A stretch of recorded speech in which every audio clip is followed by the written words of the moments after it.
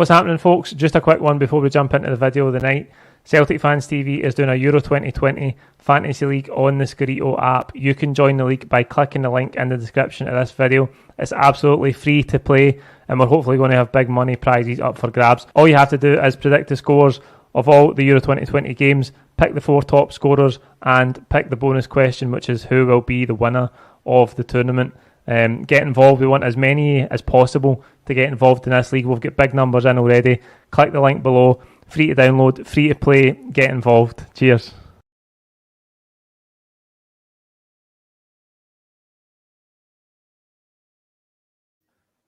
What's happening, folks? Good evening. Welcome back to Celtic Fans TV. We're here to talk about Ange Postecoglou. We've got Stuart Hodge back with us after his infamous appearance the last time in regards to the Eddie Howe deal. So infamous. We'll talk very briefly about that, Stuart, and then we'll go on to talk about Postecoglou and all the developments about that. First things first, though, mate, need to jump to the big question. Are you in the Euro 2020 Fantasy League yet? No, and do you know why? I never keep fantasy leagues up, mate, because I'm the world's worst for choosing all my players at the start. And then, see, when it used to be like the old school fantasy leagues, you just pick a team and that was your team for the season, right? That was fine. But see, this idea that you've got to go in every week and 2 and 3 times a week and give folk bonuses for extra nonsense, man. I'm bad enough with my football manager habit. I don't need that in my life. Aye, well, this one's a wee bit different, man. All you need to do is pick the correct scores. There's no transfers and all that, which makes it a wee bit easier, I think. Anyway, can I, by the way, say I'm well impressed at the selection of different taps you've got. I've not watched enough of the channel at other times to see the full range, I'm sure, but quite an impressive array of Celtic shirts. Aye, cheers, man. I like the retro ones. Aye, no, they're cool, mate. We'll get into it, man. Before we get to the Postecoglou stuff, I know you'll be wanting to address the Eddie Howe debacle in terms of the information that you had and how it unfolded in the end. When Stephen McGowan first put his story up saying it wasn't happening, I knew immediately then, because he's a good journalist, that it wasn't happening. And the annoying thing was, I'd kind of checked out various things that day, and everybody that I'd spoken to who'd been right and first all the way along tell me that it was still going on, and obviously it turned out that it wasn't. I felt really quite emotional after it, because I kind of did something that no many folk have done, and that I just started reporting as myself, no hiding behind a publication or anything like that, just doing stuff, trying to sort of keep fans in the know. And then it turns out that two of my 3 stories were right and were first and were ahead of the game. And then the Dundee element obviously proved to be wrong, but it was what I get told after 3 different folk, all of whose information had checked out up to that point. And every day's a learning day. But I felt it would have been wrong not to come on and face the music. And don't get me wrong, I've taken absolute pelters, but equally, I've also had folks say, look, we know you were trying to just go about it the right way. And various papers and other things obviously reported that it was done as well. And the kind of final element is obviously after it, I've sort of spoken to a few folk. I've kind of thinned down the number of folk that I'm speaking to, and my quality control for that is it's undergoing assessment at the moment. To be honest, even at the point that I was on the podcast, obviously it was after that, and you could say that was maybe the catalyst for it, if you're a believer in Sod's Law. But up until that point, and even when I was on the podcast, everything that I was saying was pretty much right, other than the fact that it was guaranteed to happen, because at that point everything was still in place that it was going to happen, and then it very, very sort of quickly appeared to fall to bits. But speaking to a few of the people that have met the litmus test so far for still being worth speaking to, it appears I began to doubt the validity of my other 2 stories a wee bit, and thought, look, have I just been sort of at it here? Have my sources been rang all the way? But people close to kind of Lawwell and stuff have told me that that boy Hodge has been in front of it, and everything he's done is right. So, and that's folk that I didn't know before. You know what I mean? That wouldn't have any reason to appease my conscience or anything like that. That's my job on Here the Night, is just to, and listen, for anybody that felt let down or whatever, lad, I'm sorry that I got it wrong, but I wasn't trying to deliberately deceive folk. I was trying to do it for the right reasons. No, definitely not. I've gone quiet. Like, I've just, and now, like, I mean, I don't think I'll be able to report anything in Scottish football for a while without folk pointing out the Eddie Howe thing. But that's the dangers of reporting as yourself rather than hiding behind a publication. And that was something that I knew when I started doing that.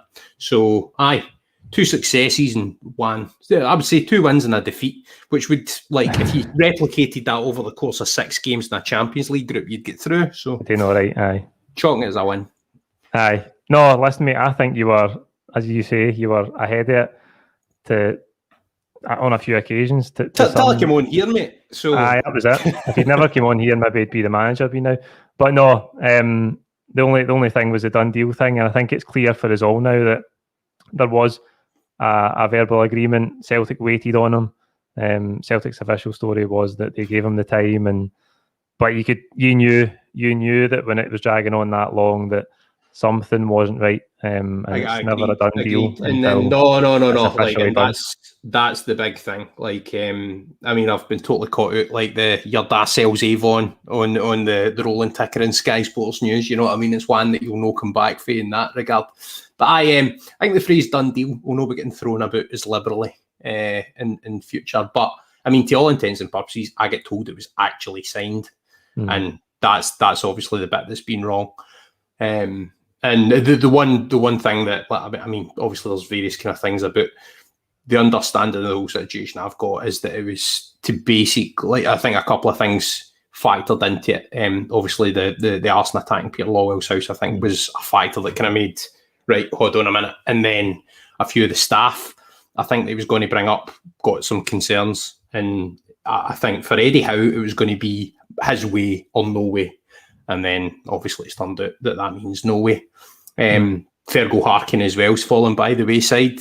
Richard Hughes, the picture's looking a lot different.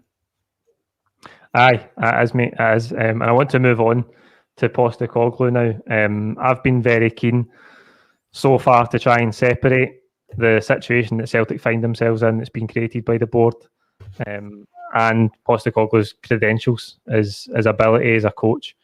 There's no doubt this situation is a total mess, and it's a mess because it looks like we're not going to have a new manager in place for the first day of pre-season. It looks like he's going to have to quarantine for 10 days when he arrives, and he might not even arrive in Scotland until the end of this week, at the earliest, probably. We don't have a director of football, as you've just touched on there. By all accounts, the club wanted to bring one in. They haven't denied that in any way, but we seem to be no further ahead with that either. And what work has been done in this time? Certainly no work in recruitment, you would think, because you don't have a manager. When you look at, especially the way Celtic's seasons are, right? Like, normally you're jumping, like, pretty much a few weeks after now, you're jumping into European qualifiers, you know? And I mean, how behind the 8 ball this puts Celtic is, I think obviously they waited for Eddie Howe and it got to the point that they were waiting too long. They pushed for an answer and it went another way. But what that's done is that's put the club totally like behind the 8 ball now in the whole situation. Going to be playing catch up. Not just in terms of trying to catch Rangers up and overtake them again, but playing catch up in terms of every sort of process that you would like to implement and get moving. Even prior to pre-season, recruitment should be beginning to start. But we don't even know what the picture is. But another aspect that I think is worth pointing out is, I mean, I've obviously not been putting my head above the parapet very much, but I heard a few days ago that the Muscat was, a story would come out that Kevin Muscat was going to be Celtic assistant, but that it was rubbish, and that would be proven to be the case. So I think the question is here, why is so much misinformation emerging? You know what I mean? And obviously as a reporter, that makes your life hard. But even just as like a Celtic fan or a football fan, you don't want this continuing Brookside melodrama every day. You know what I mean? And it's just one thing after another. It is every day, mate. Every single day there is like a new thing, whatever that is. But I think that's just to kind of keep the narrative going. And the cynic in me goes, right, there's someone who's deliberately, or a group of people choosing to deliberately leak stuff, whether that's to journalists or through social media channels or whatever, just to get hype, just to judge the fan mood on various things. I mean, why else would you put a story out about Kevin Muscat and then know that it's going to be denounced? You know what I mean? That was what I was hearing, and then obviously that's turned out to be the case. And I just find it really frustrating because it just feels like the fans are getting strung along constantly. I don't think the best thing for the mood right now was a sort of story like that Muscat one today. No, but the idea I'm thinking then is if you then say that's not going to happen, it's all like, oh yeah, well, we're listening to the fans, you know. I'm just really cynical about the whole thing, and I think, I mean, for the football club's point of view, they're playing catch up in every single way. Yeah, and it's no good preparation getting into the season. There's not going to be time for the new man who, I am quite excited about him, I've got to admit, to implement his ideas. Hopefully, he has that sort of sudden impact that the likes of Brendan Rodgers had. Now, I'm not putting him in the same bracket of manager as Brendan Rodgers, no chance. But I'm really, really interested to see how quickly his methods can take shape. But also, the bigger question is you're kind of hinting at is like the ownership model of the club. Like, how is that going to work? We know Don Mackay's the businessman. We pretty much know now that Postecoglou is going to be the manager. So what's the shape of everything round about that? Because still the questions about Celtic's sporting model remain completely up in the air. And we're in June now. Second week of June. That's what I'm saying. We're going to start pre-season, probably not having settled all of the things. You'd like to think by the end of May it would all be done and dusted, and they'd have a couple of weeks preparation before pre-season. These things aren't going to be concluded by the first day some of the players are due back for pre-season, which is absolutely mental. The other, in fact, we'll come to the other big question mark in a bit. I just want to ask you, from what you've gathered, like the rest of us, what you've read, what you've watched, whatever about Ange Postecoglou, what do you make of it? Is it the right fit for Celtic? I think a lot. Now, this is one of these things that's a pure bugbear with me. You see this, the Celtic way, right? The Celtic way is playing a high press against Paris Saint-Germain away and shitting 7 goals, you know what I mean? Like, there's times to play the Celtic way and times not to, but I think the club is always identified with playing an entertaining brand of football. Obviously, with the Lisbon Lions being the real sort of chief hallmark of that. Now, if that's the case, then I think he's a great fit. And I think if his methods, his tactical approach, and his ability to motivate, which is the thing that having read into him, and by the way, I'm like everybody else, I was like, who's this guy? Like, I mean, my knowledge of global football is all right, but I've not done J-League. I've commentated one J-League game in my life. And I remember the one observation I had is they're all, like, the average height of a J-League player must be about 5'6", 5'7". They're all quite wee. So, that, I mean, I suppose that in itself raises a question because he's coming to a league full of big, burly defenders. You know what I mean? The James McPakes of the world. So whether that kind of translates will be interesting to see, especially like with a method that from what I'm sort of reading and looking at seems to be based in quite an expansive style. That's harder to implement than a defensive shut up shop type thing. But as Gary quite rightly points out there, everything that you read from voices that you would trust on the guy seem to be really, really impressed. And I think what he's done in terms of Yokohama Marinos turning them from a mid-table team into champions is, that's obviously not the challenge at Celtic. Domestically, the challenge is to re-overtake Rangers. But that for me, I would apply the parallel of that to Europe. So what can he do in terms of making Celtic a force in Europe again? And I think that's quite an exciting one to try and think about. But, I mean, in terms of recruitment, I still think the bigger sort of things are, like, he'll have an idea of the kind of players he wants, but he's not even seen the Celtic team yet, bar maybe watched a bit of footage, you know? So, I mean, everything's playing catch-up. And that's the disappointment, because I'd really like to have seen this guy get a good crack of the whip in his first season. And the other thing is, the pressure's going to be on him for the very start, and it's not even his doing. You know what I mean? It's just the football club creating an environment that makes it even higher pressure for the manager than the Old Firm, which is already the biggest goldfish bowl in the world. You know? So, I kind of... But I actually think, in many ways, if it's Eddie Howe and a too many cooks spoil the broth type of sporting model, or it's whoever the clear choice is, hopefully as director of football, Neil McGuinness seems to be the one name that I think might sort of stick. He's obviously got a bit of history with Celtic. So let's just say, for argument's sake, him and your big man Postecoglou, then in a way that could be better, because at least then there's a clear definition to the accountability, who does what at Celtic. And Postecoglou seems perfectly happy to work as a head coach and not like I'm the manager, I want a say in everything. I think that's a good thing, and he seems to be a fantastic coach. Here's where I'm at with it. I had Scott McIntyre on, Australian journalist, the other day. I don't know if you've seen the video. He gave great insight, but he laid it on thick. He was very, very overwhelmingly positive about Postecoglou's coaching ability.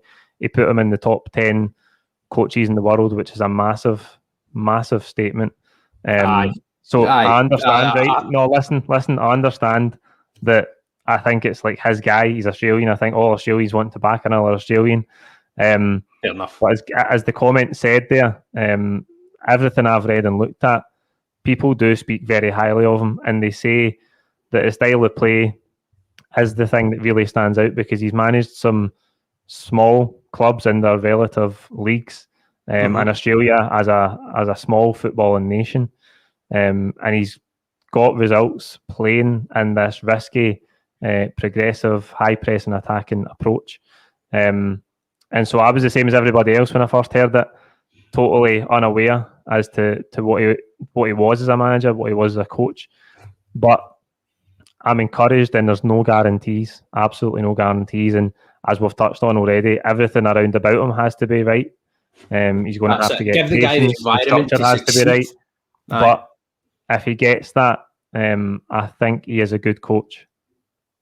I think so. And again, I'm basing this on everything else that I'm sort of I've read and kind of looked at, and definitely the video footage that I've seen has really impressed me, because do you know that way when Brendan Rodgers was at Celtic, you saw the manager's imprint, like you could actually see how he'd improved the team in front of you, in front of your very eyes. You saw those improvements, and likewise you saw the way it all fell to bits, kind of semi-gradually, but then just kaput after he went.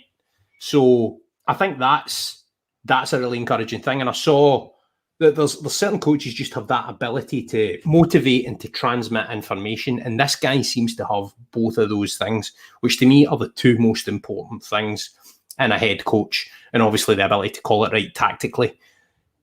So I think you're totally right in what you're saying. And I think modern football, whether you like it or not, it's all based on this kind of expansive sort of tactical style. Like I watched a goal that Inter scored under Conte last season, where they were just playing out for the back, and it's just crazy when you look at it, and then say you look at Martin O'Neill's Celtic team, just how football's changed when all the defenders were kind of kick it head at merchants, you know. And it's just interesting to see how the game's evolved like that. But I think for Celtic to progress, they need a manager of that ilk. And I think as well, that's one thing that I don't really think Rangers have done, even though they've gone on and won the title. I don't think they have a fantastic technical team. I think they've got a very, very well-organised, well-drilled, workman-like outfit. And I think in modern football, a good tactical, expansive setup beats that. So from that point of view, I think it's a good appointment. But I think the main thing for me is just give the guy a chance, you know. And if Celtic don't win back the title the first time I go in, it's already no entirely on him, just given how behind in the process everything is. The situation that he's about to inherit is going to be the the number one factor for him in it. I would just want to touch on that comment that I brought up there for Gerrard. Which players will come to the club for him? That's a big thing in it, in terms of attracting players of a high calibre. But I think the thing that's going to be important for Postecoglou is getting players of the right profile that can come in and play football the way he wants to play it. I think that's important. I think the other thing that I would say is, I think in modern football, I don't think it's as much about like, oh, that's a big name manager, I want to go and play for him. It's more about like, what platform does that give me to advance my career and like earn more money? Like, obviously is a factor as well. And Celtic are a stepping stone now for a manager, for a player, whatever it might be. And we've got to see that. The more interesting thing for me, rather than who he's bringing in, because at the moment that's like that could be a shot in the dark and be anybody. I think the more interesting question is who leaves, who does he want to kind of try and get rid of? Because like obviously he's going to want to recycle the squad himself, as well as his names leaving through sort of more organic reasons or whatever. And I just think it's going to be interesting to see how he regenerates that. But I can also see him hopefully being the kind of guy that can develop players, younger players. And there is some young talent at Celtic. That was one of the positives to come out of last season. The likes of Welsh and Turnbull really kind of cementing themselves. And it would just be interesting to see how he's able to nurture that and push that on. But obviously the big challenge for him is, as we've seen, like he's been in loads of situations where there's not the expectation to win every week. And he's gone and surpassed those expectations. It's a totally different kettle of fish when you walk into a situation and you're expected to win every single game. Yeah. And that's going to be interesting to see. And for me, one of the big things with Celtic is, as well as the domestic challenge, which is your 38 game sort of going at it all the time, I would just like to see us regain a bit of respectability in Europe again. You know, like, I mean, shipping 4 goals at home to a Czech team, it's just abject. Shouldn't have. Yeah. A couple of things I wanted to pick up on, mate, for what you were saying there. Something that Scott McIntyre said in that video was that if there's a young player in the squad, in and around the squad, and he can bring something to the team, he will play. It doesn't matter what age he is. He also said he's got no time for sentimentality or reputation. He's only interested in players who are fully committed to what he's trying to do. And I think there's times this season where not having a right winger, Karamoko Dembele could have added something to the team, and he didn't get any game time. And I think that those are big things for a new manager coming in to have those very distinct principles that are set out, where all he's interested in is who's committed to how I'm going to play, and he's got no regard for reputation or for maybe if you're not old enough, you're not going to play, whatever it might be. I want to bring in a couple of comments as well, though. Ryan Mulhern is saying, how big an issue is the UEFA Pro licence in securing the manager? I don't think it's a big issue at all, because he's been coaching for 20 years. He's coached Australia at World Cups. He's coached in the top flight in Australia, Japan. It's literally just a paperwork exercise in terms of transferring the accreditations or however you dispensation can be provided. And I think I'm not 100% in this, but am I right in saying Steven Gerrard didn't have his when he took over Rangers? Aye. So in that case, I would say not a massive one. He's not a guy off the street. He's been coaching for 20 years. It just happens to be in a different part of the world. Stephen Emmons is saying, who should his backroom be? Should Kennedy and Strachan still be involved? That's a big one. That was the big question mark that I was going to bring up earlier on in the conversation.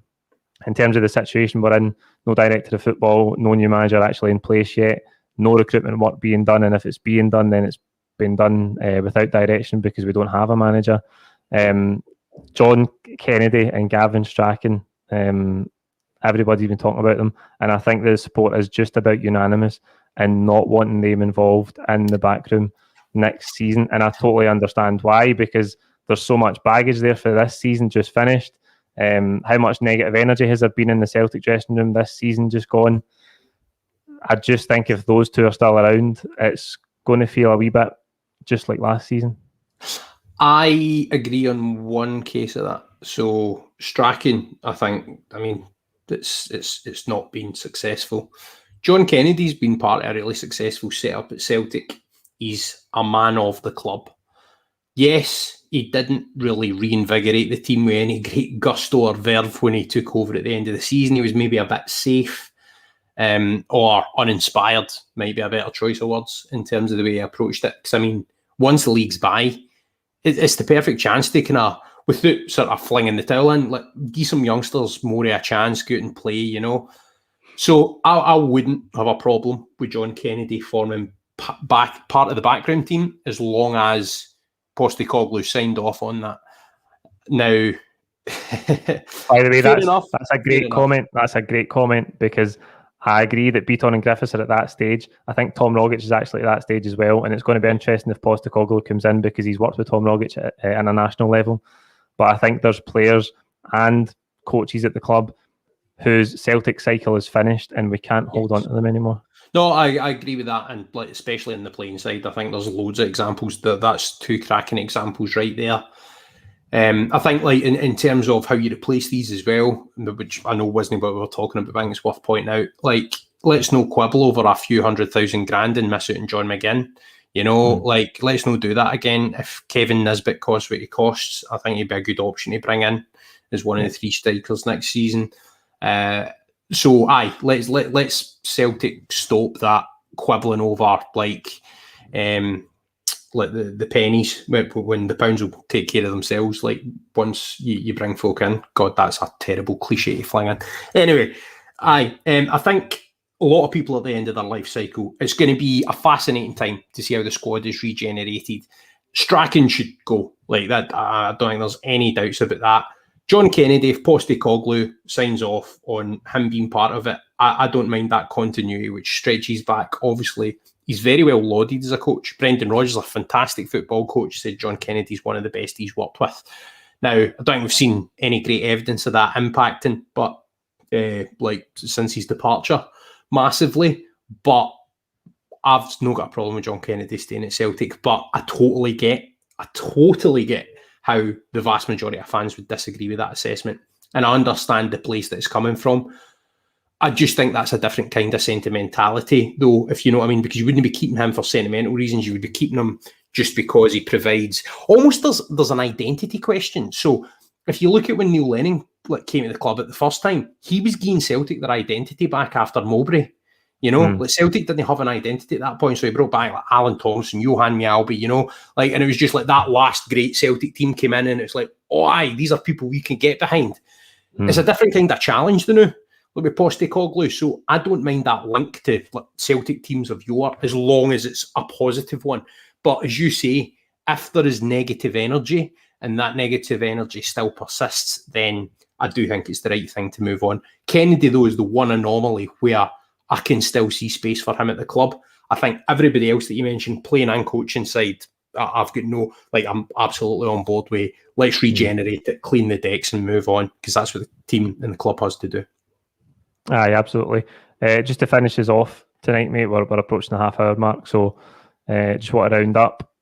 What would success look like for Postecoglou in his first season as a Celtic manager if he has to be confirmed?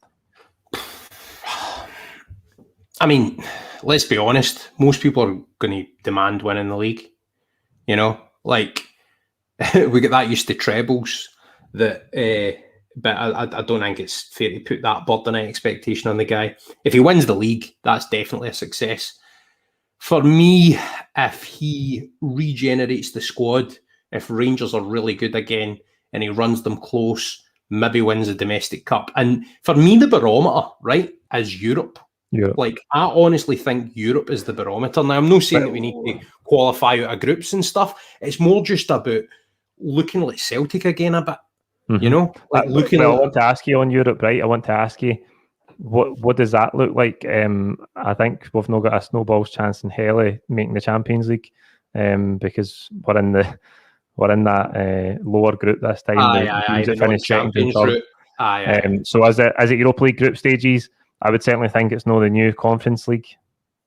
No. I mean, you need to make the Europa League. Don't want to end up in that in the first year, man. That'll be a dead rubber. That whole. I mean, the whole way it's constructed now. I mean, let's not get down that rabbit hole, but it's all just like European Super League preparation when they repackage it in 5 years' time and make it seem like a good idea. You know what I mean?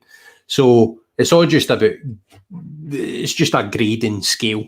And I'll be honest, Celtic are a Europa League club now. I think if we get to the Champions League, we can't compete in that competition. And for all the financial disparity, and obviously you want the money from it, I don't want to see Celtic getting pummeled in Europe, especially at home. So that's my big thing with it. And by the way, I'm the same. Look, when it comes to looking at the kind of holistic picture of the thing, I just think there's got to be an appreciation that Celtic are only going to be able to compete at Europa League level, and even then, the knockout stage is going to be a big ask. If Postecoglou in his first season gets us to the knockout stages of the Europa League, regardless of what happens domestically, unless it's really bad, and unless you can't see the beginnings of progress, like if we're like double figures points off Rangers or something, and you can't see any sort of regeneration of the team, then yes, I mean, like regardless of what happens in Europe, there's got to be questions asked. But if you run Rangers close, you win a trophy, and you blood a new young team that's ready to go right at it the season after, especially with how behind he is in his process through no fault of his own, then if he does that and delivers Europa League knockouts, you've got to say that's probably a good season. But it's more about, it's not about what you achieve so much about how you go about it. For me, in the first season, it's the process rather than the end result. Second season, you start judging by results, because but I get that that's not how it works for the vast majority of fans. I just try to look at it a wee bit holistically. And I mean, you've lost the chance of 10 in a row. So what's the, over the span of my lifetime, what's the problem conceding another league if you then go on another run of trebles or something, because you've given a guy time to sow the seeds of success, Aye, it's group stage qualification for the Champions League is the carrot at the end of next season, though, for the winners. So obviously we know that he'll be judged on whether he wins the league or not. That's the way it is. That's it. And regardless of everything that I'm saying there, that is exactly what's going to happen. And you're right, though. The one thing that I do hope is that there's no sort of trigger happy approach. You've given this guy a hellish hand to start off with. So the worst thing that you could do is, the worst thing Man United did was get rid of David Moyes. When they did, they would be a lot further ahead in their whole process of trying to go post-Fergie if they'd kept him. Whether he'd have won a league for them or not, I don't know. But he deserved 3 years. And he got, what was it, a year and something? 8 months, something. It was or whatever it was, and the only player he bought, I think, was Fellaini, and that was just because he knew the job that he could do. He was taking a long-term look at it, and he never got a chance to see it through. This feels to me, from Celtic, like a longer-term appointment. I think Postecoglou is going to be less hungry to jump ship than an Eddie Howe would. Eddie Howe, he would have been a rental for about 2 years before he'd be looking for a Premier League job. Postecoglou, potentially, could be someone you could have for a bit longer. And that, again, is another thing that makes it an exciting appointment, because it's going to be somebody that appreciates the Celtic job, it's going to be somebody that gets how big an opportunity that is, but he's also not just going to cash it in right away. Aye. Just want to signal break up there. Sorry if it did. Aye, just some mad random person thinks it's the best episode in a while, and then your signal just broke up as soon as you said it. Thanks for your time, man. That'll do us tonight. Like the video, comment your own thoughts below. Don't forget to subscribe if you haven't already. And we'll see you again soon if we ever get a new manager announcement. Cheers.